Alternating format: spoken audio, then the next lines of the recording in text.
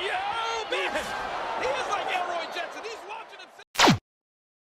Crash Holly's death will always feel chilling, not just because he was only 32, but because of how heartbreaking the whole story really is.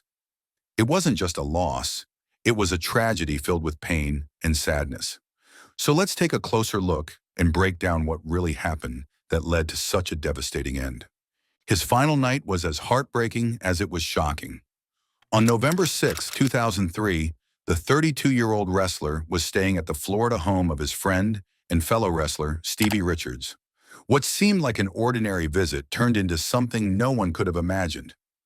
Crash was found in a disturbing state, partially clothed, lying motionless, with a pool of vomit around his face. Nearby were empty bottles of the prescription muscle relaxant Carisoprodol and a partially finished bottle of alcohol, painting a grim picture of what had happened in those final hours. Friends later revealed that Crash had been going through a painful time in his personal life. He had recently been served divorce papers from his wife, a blow that left him devastated and struggling to cope. The mix of emotional heartbreak and dangerous substances created a deadly situation.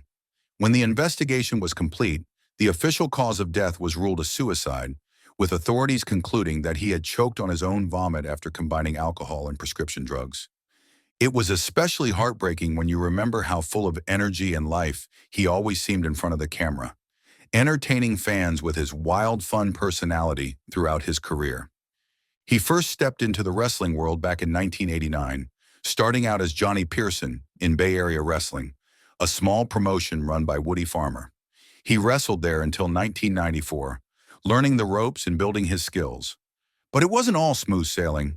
He suffered repeated shoulder dislocations, injuring it 5 times and forcing himself to take an 18-month break to recover. When he returned, he reinvented himself as Irish Aaron O'Grady, a name that quickly became familiar on the independent circuit. Always looking for new experiences, he took his talent to Mexico in 1995, wrestling for Consejo Mundial de Lucha Libre under the name Super Diablo. A year later, he joined All Pro Wrestling and once again changed things up, calling himself the Leprechaun Aaron O'Grady. In APW, he built a reputation through intense matches, especially against fellow wrestler Vic Grimes, who would later cross paths with him again. In 1997, his growing buzz caught the attention of Taz, a top name in Extreme Championship Wrestling. Taz passed along a tape of O'Grady's match with Michael Modest to ECW owner Paul Heyman, which earned him a spot in the company. Crash's time in ECW was brief. He wrestled a few untelevised matches and even worked a dark match at the Big November to Remember event. But it gave him more exposure and valuable experience. After that, he returned to APW for another run before getting his big break.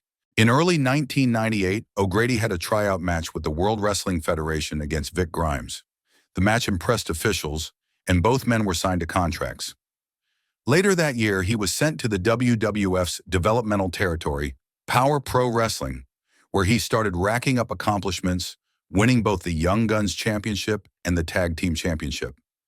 To help him prepare for the fast-paced lucha libre style of the WWF's Super Astro show, the company sent him to Mexico for 3 months. There he wrestled under a mask as the Green Ghost, a clever play on the word gringo. Finally, in August 1999, he made his big debut on WWF television, rebranded as Crash Holly, the storyline cousin of Bob Hardcore Holly. Together, they became known as the Holly Cousins, a team built on a mix of comedy and tension. Their gimmick was hilarious. They claimed to be super heavyweights, each supposedly weighing over 400 pounds. Crash even carried a scale to the ring to prove it before matches. Crash's first big pay-per-view came at SummerSlam 1999, where the Holly Cousins entered a tag team turmoil match.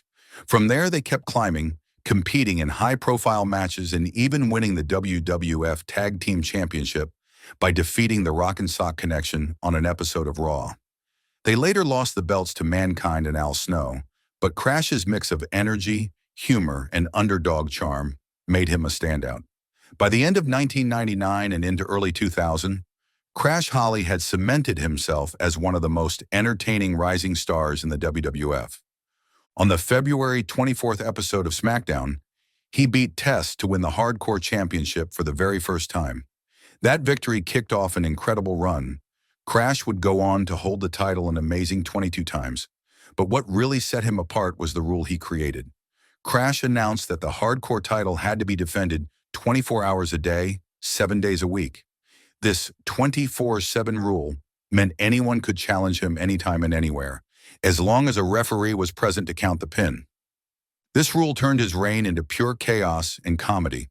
Crash was attacked in the most unexpected places: airports, hotel rooms, a circus, even a funhouse. Sometimes he lost the title in these wild encounters, but he almost always found a way to sneak back and win it again. His favorite trick was to wait until his opponent was already beaten down, then slide in for a quick pin before sprinting away to safety.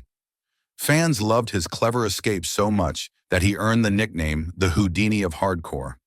He even defended the belt against non-wrestlers, like referees and road agents Gerald Briscoe and Pat Patterson, and had a memorable feud with the Mean Street Posse.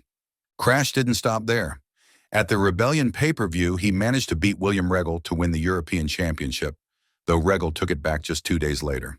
By late 2000, his on-screen family expanded when Molly Holly was introduced as another storyline cousin.